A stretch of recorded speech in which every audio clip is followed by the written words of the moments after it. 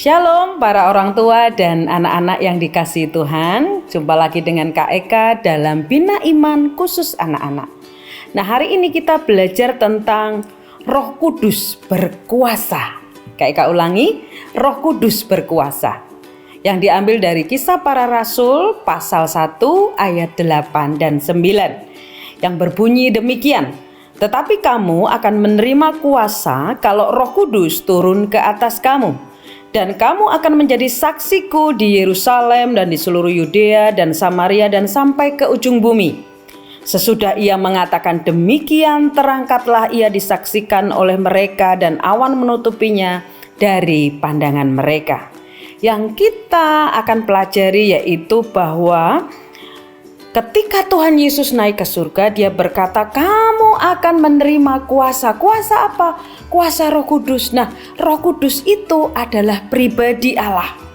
Dan Roh Kudus itu mempunyai kuasa. Kuasa untuk apa? Firman Tuhan berkata, yang pertama, menginsafkan kita akan dosa. Jadi ketika di dalam hati kita akan melakukan kesalahan, Roh Kudus mengingatkan lewat firman-Nya, lewat suara hati kita bahwa itu tidak boleh dilakukan karena itu dosa. Oleh sebab itu adik-adik, ketika kita percaya bahwa Yesus adalah Tuhan dan Juru Selamat, di dalam hati kita ada Roh Kudus yang mengajari kita untuk kita taat terhadap firman Tuhan.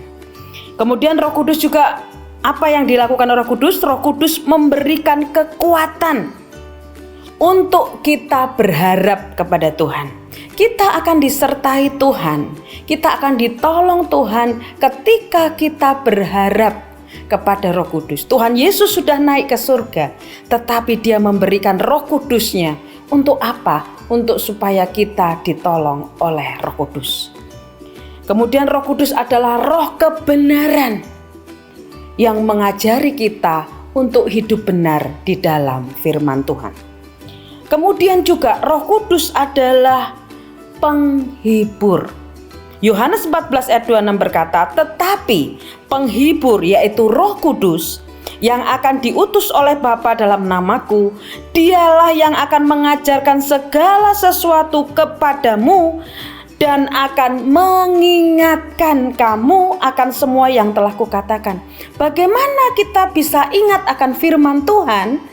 Kalau kita minta Roh Kudus mengingatkan kita, sehingga kita bisa melakukan firman Tuhan.